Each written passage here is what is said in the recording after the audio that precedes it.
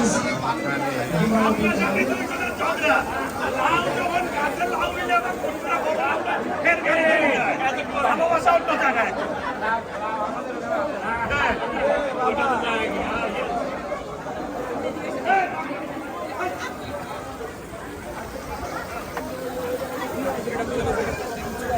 সম্মানিত অতিথিবৃন্দ, আপনাদের দৃষ্টি আকর্ষণ করছে একটু যদি আপনাদের একটু পাঠান হিন্দি গভর্নমেন্ট